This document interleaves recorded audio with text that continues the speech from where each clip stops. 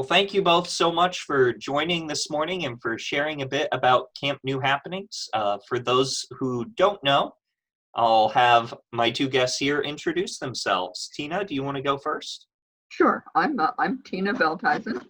I'm a priest in the Diocese of Northern Indiana and have been on the board of Camp New Happenings since its beginning, which we started meeting, I think, probably about 2007. Our first camp was in 2008. Good morning. My name is Diane Spoljoric, and I am a nurse by profession, and I am also a nursing professor and a nurse practitioner. And I live in LaPorte, Indiana, and I've been coming to Camp Mac with Camp New Happenings since summer of 2010, I believe. So tell us a bit about Camp New Happenings for those who might not be familiar. Who is the community that you serve? We serve, you want to go? No, you go. We serve children who's 8 to 11, whose parents who've experienced parental incarceration. They don't need to be in prison right now, but if the child has experienced it, then they're eligible for the camp. And right now we're serving 8 to 11-year-olds. We dream of serving older children as well, but we haven't gotten to that point in terms of. Are your campers mostly from Northern Indiana, or is it a bigger circle that you draw from? It changes every summer, but we have a outreach in Fort Wayne area. One of our board members, and also he's been the camp coordinator the last couple of summers. He has a touch out in that area, so we've had people from all parts of Indiana, but a big concentration had been in the South Bend, Gary area.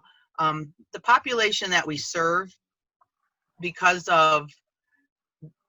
they're from parents who are in jail or prison, we are a reflection of the community that is incarcerated. And if you are aware of, statistics, the African American population is much more incarcerated proportionately than the white population. So we tend to have a very high African American population, depending on, interestingly, what cities we're getting kids from, because when we get our southern Indiana kids a little bit more, they may be white. We take all races, of course, religions, colors, it doesn't matter.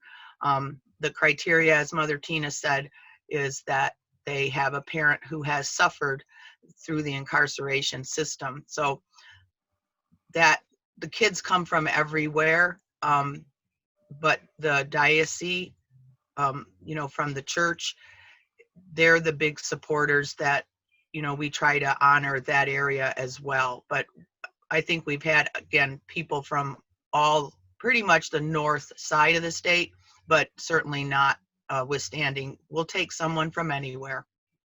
We've had children from the Chicago area, the greater Chicago area, because that's across the border. And I believe we've also had some from Michigan, southern Michigan. Yep. So this is a group that really, the phrase that comes to mind is that when a parent goes to prison, the whole family goes. And yes, that's correct. The strain that it puts on the whole family. So how has Camp Mac and your program there through Camp New Happenings been a real sanctuary for these kids? Well, it's funny that you say sanctuary, because I think that was one of the songs that we sing, but oh yes, indeed. It's just I'll start crying. But the kids that we have brought to Camp Mac, again, it's it has been a very racially diverse, leaning even towards more people of color. And Camp Mac is not a place of color. Okay, it's where it is. It's got a lot of white people, and the love and the compassion that every single staff member at Camp Mac brought to our area, I cannot tell you enough. I would have a child that, again, you don't understand, or perhaps you do.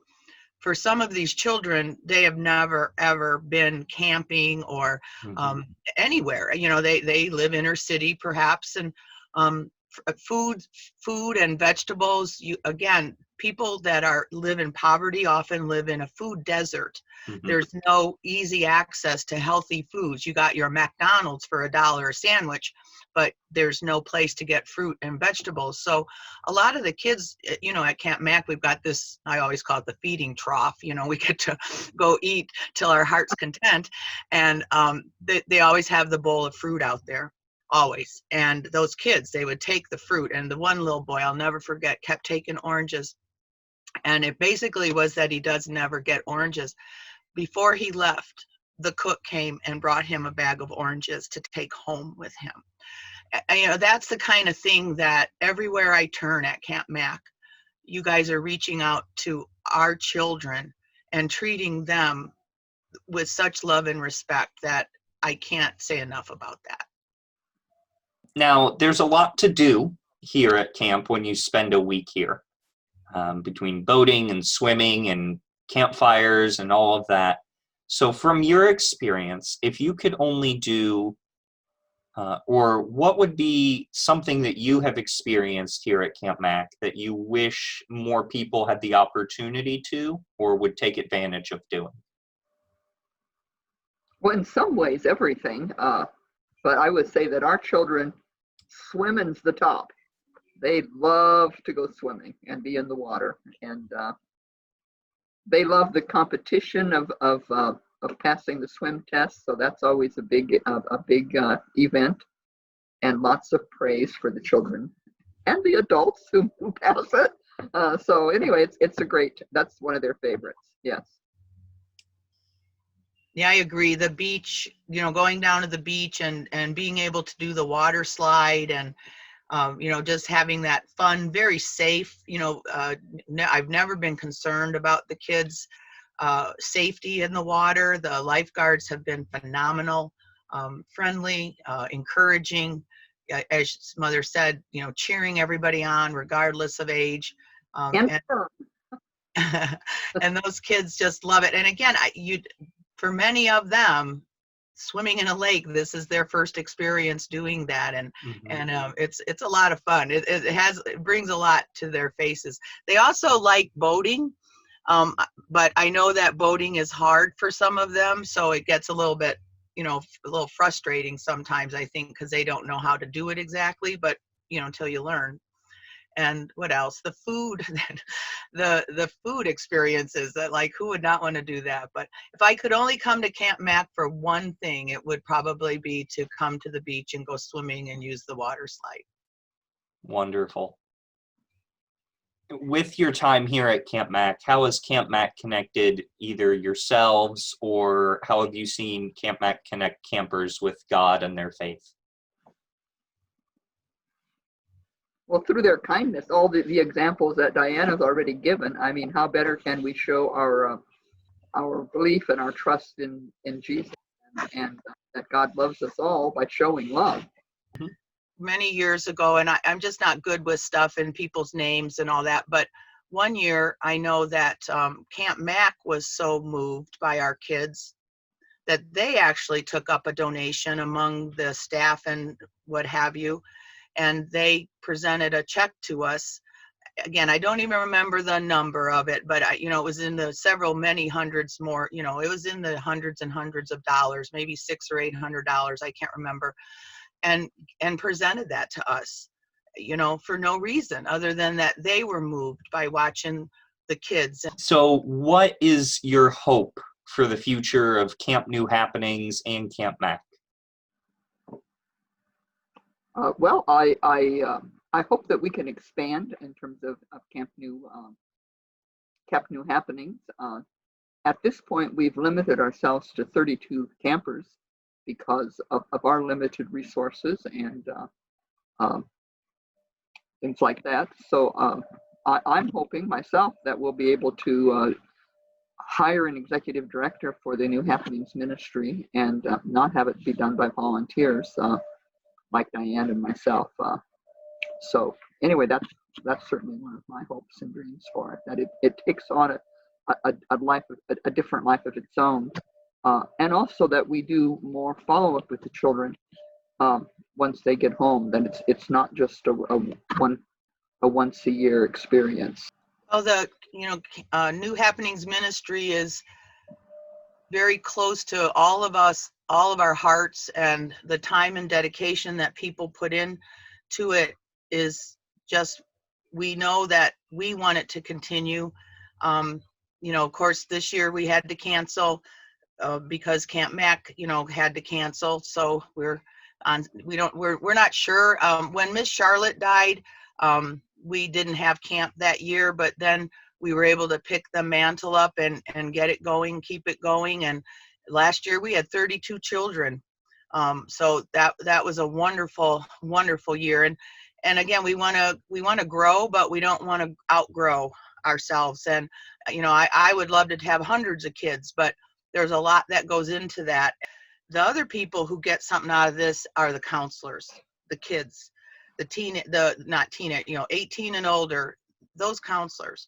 I've already had, my shamar and they're all texting me, is camp going to be on this year? And, them coming and working with these kids, being with them. My job's easy. I'm Nurse Diane. I get my own cabin or not my own cabin, but my medical room. And, those camp counselors, though, they're staying in those cabins with those kids, 24/7. And they all leave here so touched by them. The growth and the benefit to the camp counselors is as much as, if not more, than it is to the kids that they serve. And I think that's another thing about Camp Mac, is how you respect our counselors, which are young kids really, and how you help them help the kids. I think that sometimes they're like, what do we do? And it's just, it's a family commitment. So I hope that we can go on forever, I do. It's a highly unrecognized population in a population that is unfortunately very high. And I hate to say this, but in the events of the last week with George Floyd, this is why we do what we do, to try to not have people live in fear and kids live in fear. But this is it's a terrible time right now. And if we can help anyone by helping them come to camp or having an experience that show that no matter the color of your skin, we are going to care for you and love you. And Camp Mac, that is the message I've gotten from day one. No matter your color, your creed, your nationality, your religiosity, we are here for you at Camp Mac. And you guys serve. And every person there, I have been just a joy to see. And when you come back after year, and you walk up and it's, hi, good to see you, kind of stuff. I just can't even, they even remember the foods that you like, for heaven's sakes, when they've had the same chef and stuff. So please keep Camp Mac going, because we can't do our job without you. Well, thank you both so much for sharing. Really, really appreciate it, especially given recent events. We scheduled this before any of last weekend happened, and it is so grateful to have a ministry like yours that we can help and support. So thank you both for joining, and have a wonderful rest of your day. We will. Thank you. And you too. Glad we could contribute and hopefully make a difference.